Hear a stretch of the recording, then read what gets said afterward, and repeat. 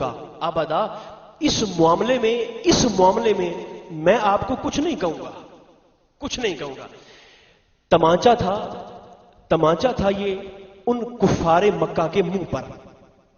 سرکار ابو طالب کا جواب.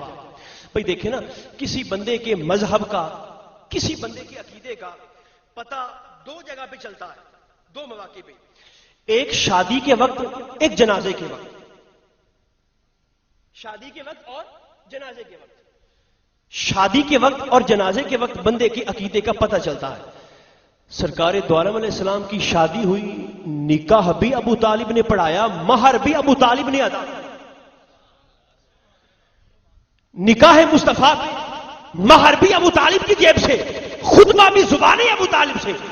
اور جب سرکار کا وصال ہوا، یوں کہہ لیں کہ شادی کے وقت باپ نے خطبہ بھی ادا فرمایا، مہر بھی ادا فرمایا، اور وصال مصطفیٰ کے وقت شہزادے نے جنازہ مصطفیٰ کو کندھا دیا.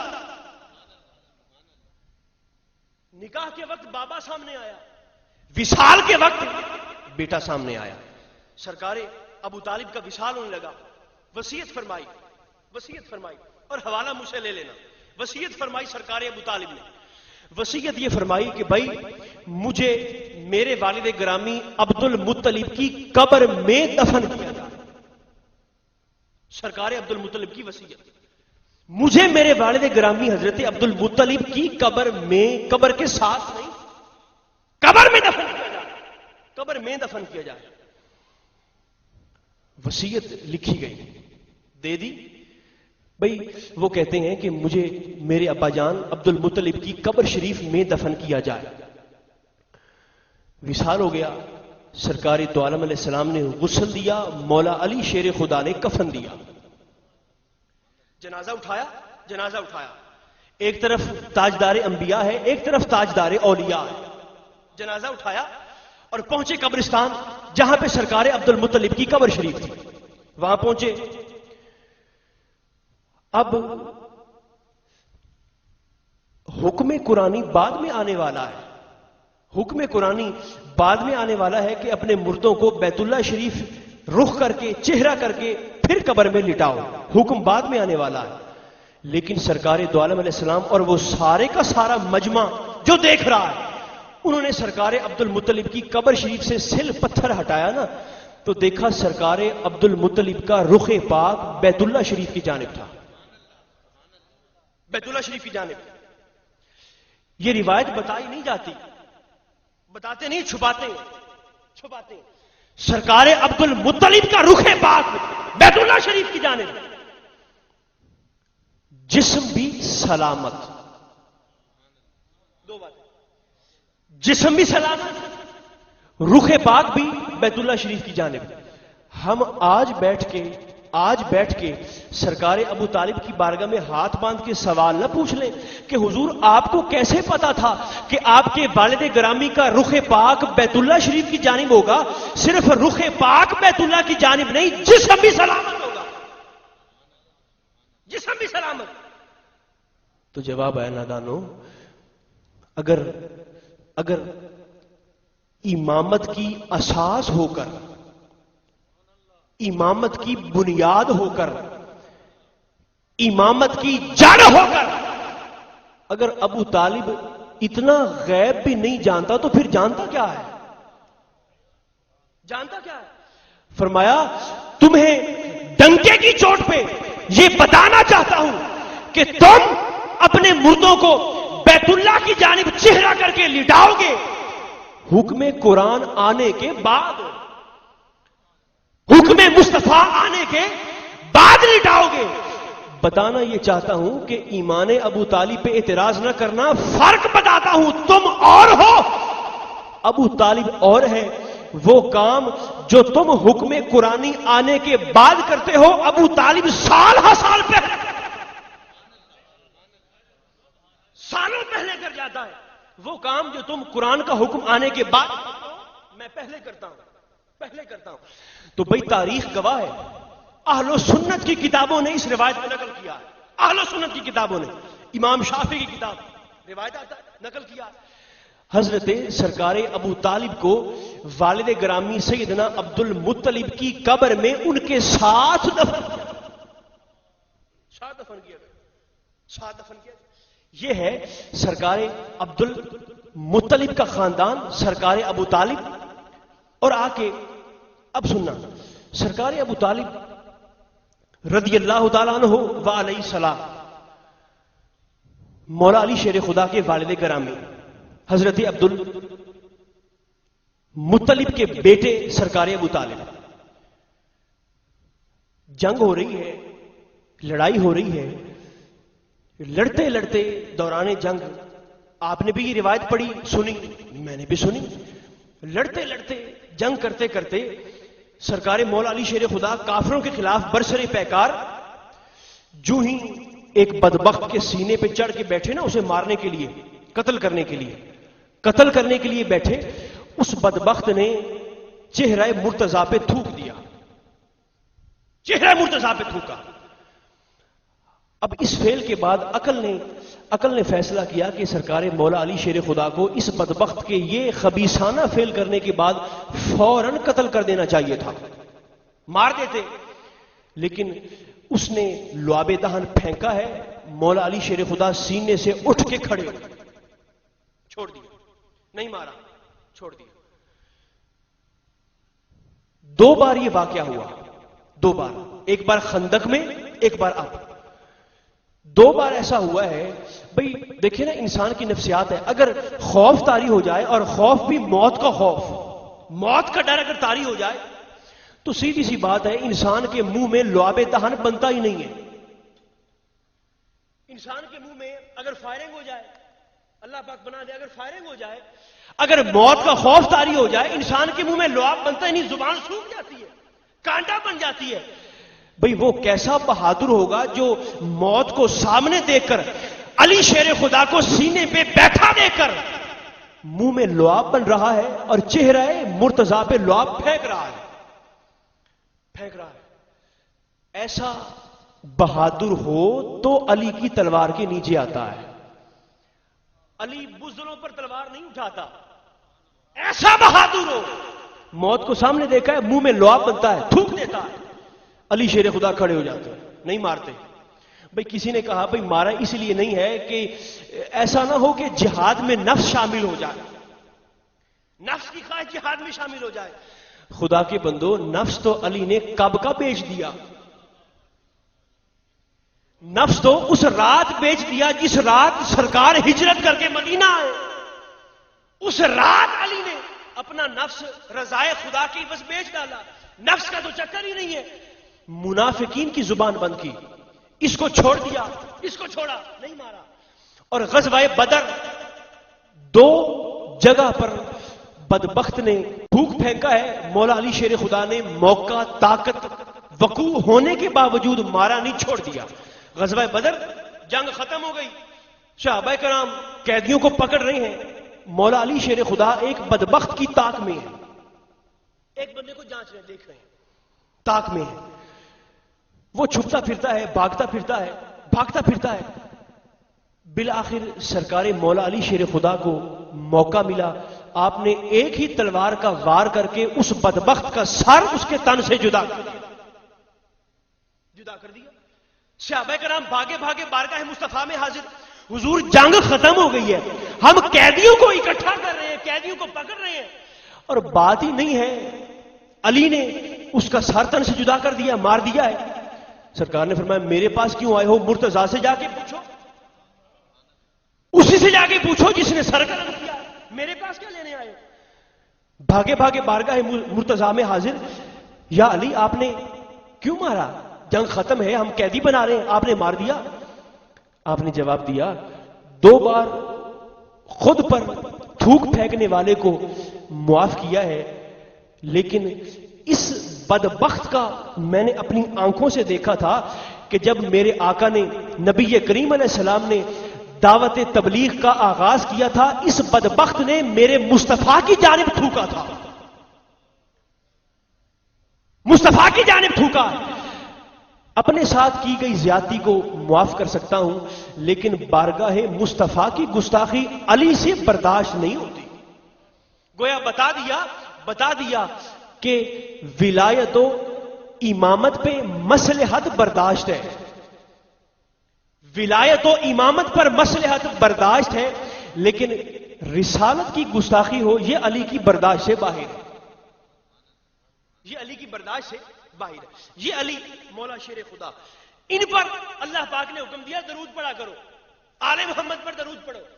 اب بہت سے ایسے ہیں جو یزید کو رضی اللہ عنہ کہنے والے، انہوں نے کوشش کی کہ شاید ہمارے باپ دادا آل محمد میں شامل ہو جائیں، بہت ترلا کیا، بڑی کوششیں اور کاوشیں کی، یزید کو رضی اللہ کہنے والے بہت کوششیں کی کہ ہمارے ابا جان، ہمارے والد گرامی آبا آل محمد میں شامل ہو جائیں۔ بھئی دیکھو یہ ملا بھی عجیب ہے، اب یہ کہتا ہے کہ یزید جنتی ہے۔ بھئی کیوں جنتی ہے؟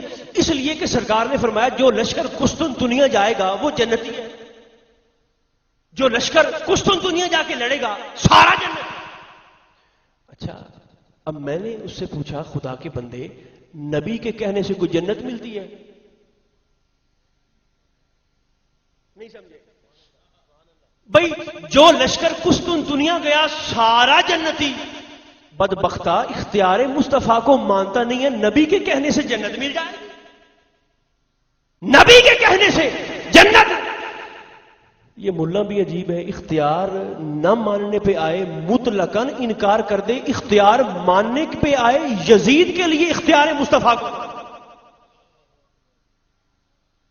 یزید کے لیے سرکار کا اختیار مان لے، سرکار نے جو فرمایا کہ جنتی ہے تو جنتی ہے۔ یہ ایسے بندوں نے کوشش کی ہے بھائی، اسی لیے عوام کو رب نے آل محمد میں شامل ہی نہیں کیا۔ درود جاتا ہی حق پر ہے، درود ہوتا ہی حق، اور حق اسے نہیں کہتے کہ ہم یہاں درود پڑھیں اور جس پر درود پڑھا ہے وہ شراب پی کے بیٹھا ہو۔ قبلہ شاہ صاحب، ہم نے درود بھیجا آل محمد پہ، اور اگر آل محمد میں ایسے گھس جائیں تو درود تو کھڑا انتظار کرتا رہے کہ کب حضرت صاحب غسل کر کے فارغ ہو تو میں ان پہ نازل ہو جاؤں۔ نہیں، درود کن پر؟ حق پر۔ درود کس پر؟ جو صبح بھی پاک ہے شام بھی پاک ہے، جو صبح بھی طیب ہے شام بھی طیب ہے۔ اور طیب کیسا؟ درود اس پر، قبلہ شاہ صاحب، رب نے حکم دیا درود پڑھو حق پر، طیب پر، طاہر پر۔ یہ کون طیب، یہ کون طاہر؟ درود اس طیب پر، اس طاہر پر جو 3 دن تک اپنی اماں جان کے ساتھ بیت اللہ شریف سے باہر ہی نہ۔ بھئی کیسا پاک، کیسا پاک؟ 3 دن تک اماں جان حضرت فاطمہ بن اسد کے ساتھ، فاطمہ بن اسد کے ساتھ 3 دن بیت اللہ شریف سے باہر ہی نہ آیا۔ یہ پاک، یہ پاک۔ اور کیسی طاہرہ پر درود، کیسی پاکیزہ پر درود، کیسی منزہ پر درود۔ ادھر سیدہ نے نماز ظہر ادا کی، ادھر حسن کریم کی ولادت ہوئی، اور ایسی طہارت، ایسی پاکیزگی حسن کو دنیا کے سامنے پیش کرنے کے بعد سیدہ نے نماز عصر اسی مصلی میں، اسی مصلی میں پڑھی۔ بھئی درود ہمیشہ حق پر، درود کس پر؟ حق پر۔ شاہ صاحب نے فرمایا 35 منٹ تقریر کرنی ہے، 35 منٹ تقریر نہیں ہوگی۔ بھئی سنو، درود کس پر ہے؟ حق پر۔ اب سننا، درود ہے حق پر۔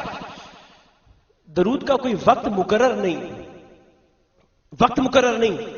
یہ نہیں کہ صبح دوپہر شام پڑھو، نہیں، صبح دوپہر شام درود نہیں، عصر کے ٹائم درود نہیں۔ 24 گھنٹے میں جس وقت تمہارا دل چاہے پڑھنا تمہارا کام ہے، جن پر پہنچنا ہوتا ہے پہنچ جاتا ہے، پڑھنا تمہارا کام، جن تک پہنچنا ہوتا ہے پہنچ جاتا ہے۔ دیکھو نا سرکار دو عالم علیہ السلام کا فرمان مقدس کہ اگر تمہاری آنکھ رات کے 2:30 بجے کھلی ہے، پچھلی رات سوئے ہوئے ہو، کروٹ بدلتے ہوئے آنکھ کھلی، کروٹ بدلتے ہوئے آنکھ کھلی، یاد آیا تم نے کروٹ بدلتے بدلتے ذات محمد و آل محمد پہ درود پڑھا، سرکار فرماتے ہیں درود پڑھنے کے بعد تم سو گئے، جتنی دیر تم سوئے رہے اللہ پاک نے لمحہ لمحہ عبادت تیرے کھاتے میں لکھی۔ جتنی دیر سوئے ہو درود پڑھنے کے بعد، جتنے لمحات سوئے کھاتے میں عبادت۔ اب دیکھنا حق، چار حق ہے، چار حق۔ اللہ حق ہے، میرے ساتھ بولنا، اللہ حق ہے، قرآن حق ہے، دین حق ہے، قیامت حق ہے۔ یہ چار حق ہے، اللہ حق، قرآن حق، دین حق، قیامت حق، یہ چار حق ہے۔ ان چار حق کو منوانے کے لیے ذات مصطفیٰ موجود ہے جسے کہتے ہیں دلیل حق۔ کیا کہتے ہیں؟ دلیل حق۔ یہ چار، اللہ حق، قرآن حق، دین حق، قیامت حق، یہ چار ہے حق، اور ان چاروں کو منوانے کے لیے ذات مصطفیٰ موجود ہے جو ہے دلیل حق، حق کی دلیل۔ اب سرکار نے اپنا حق ہونا کسی عالم فاضل سے نہیں منوایا، سرکار نے اپنا حق ہونا اہل بیت کے کسی بندے سے نہیں منوایا، سرکار نے اپنا حق ہونا کسی صحابی سے نہیں منوایا، آمنہ کے لال نے اپنا حق ہونا منوایا ہے ابو جہل جیسے خبیث سے۔ ابو جہل سے حق ہونا منوایا کیسے؟ سرکار نے فرمایا ابو جہل اگر میں کہہ دوں کہ پہاڑ کے پیچھے سے لشکر آ رہا ہے تو؟ اس نے کہا اگر زبان محمد سے نکلا ہے تو میری کیا مجال انکار کر۔ ابو جہل نے کہا اگر زبان محمد سے نکل رہا ہے کہ پہاڑ کے پیچھے سے لشکر آ رہا ہے تو میری کیا مجال انکار کروں۔ حق ہے، حق ہے۔ ولید نے مانا حق، ابو جہل جوہلا کے باپ نے مانا حق ہے، جوہلا کے باپ نے مانا حق۔ ان چار کو منوانے کے لیے سرکار دو عالم علیہ السلام کافی ہے، سرکار کافی ہے چاروں کو منوانے کے لیے۔ اب بھائی جب تک دلیل سلامت رہے تب تک حق سلامت ہے۔ اب مجھے نہیں پتا آپ میری بات کی سمجھ آ رہی ہے کہ نہیں آ رہی۔ جب تک دلیل سلامت رہے حق سلامت۔ ایک مقام ایسا آیا، ایک مرحلہ ایسا آیا جس لمحے یہ دلیل حق ذرا پریشان ہو گئی۔ ایک مرحلہ ایسا آیا یہ دلیل حق پریشان ہو گئی۔ نجران کے عیسائی آئے، میدان میں کھڑے، سرکار نے فرمایا مانو لم یلد ولم یولد ہے میرا رب۔ انہوں نے کہا ہم نہیں مانتے کہ وہ لم یلد ولم یولد ہے، احد ہے، ہم نہیں مانتے۔ اچھا یہ دلیل حق ذرا پریشان ہوئی۔ اللہ پاک نے اس دلیل حق کو پریشان ہوتا دیکھ کر فرمایا سونیا آپ تھے ہم چاروں کو منوانے کے لیے، آپ تھے ہم چاروں کو منوانے کے لیے، اللہ، قرآن، دین، قیامت۔ حبیب آپ تھے ہم چاروں کو منوانے کے لیے، اب ذرا آپ پریشان ہو گئے ہیں، ملول ہو گئے ہیں، رنجیدہ خواہ ہو گئے ہیں، پریشان نہ ہو، ایسا کریں ہم چار کو منوایا ہے آپ نے، پریشان نہ ہو، گھر جا کے ان چاروں کو لے آئیں جو آپ کو منوا کے گھر جائیں۔ ہم چاروں کو منوایا ہے آپ نے، رب منوایا ذات مصطفیٰ نے، قیامت منوائی ذات مصطفیٰ نے، اسلام منوایا ذات مصطفیٰ نے، قرآن منوایا ذات مصطفیٰ نے۔ رب نے فرمایا سونے پریشان نہ ہو، آپ نے منوایا ہم چاروں کو، اب گھر جا کے ان چاروں کو لے آئیں جو آپ کو منوا کے پھر گھر جائیں، ان چاروں کو لے آئیں۔ بھئی دیکھو سرکار دو عالم علیہ السلام گھر گئے، ایک گود میں ہے، ایک انگلی کے ساتھ ہے، ایک پیچھے مستور جلوہ فکن، پیچھے حیدر، وہ چار آ رہے ہیں، چار چلتے ہوئے آ رہے ہیں، علی، فاطمہ، حسن، حسین، یہ چار علیہ السلام، یہ چار چلتے ہوئے آ رہے ہیں، میدان میں پہنچے۔ بھئی قربان جائیں قبلہ شاہ صاحب، مجھے کہنا پڑتا ہے کہ پہلے چار بنائے تھے اللہ نے، کس نے؟ اللہ نے۔ اللہ قیامت قرآن دین پہلے 4 بنائے اللہ نے، یہ 4 بنائے ہیں محمد نے صلی اللہ علیہ وآلہ وبارک وسلم. پہلے 4 بنائے خدا نے، یہ 4 بنائے مصطفیٰ نے. علی کے جوڑوں پہ 2 جہان قربان، جو رب نے 4 بنائے علی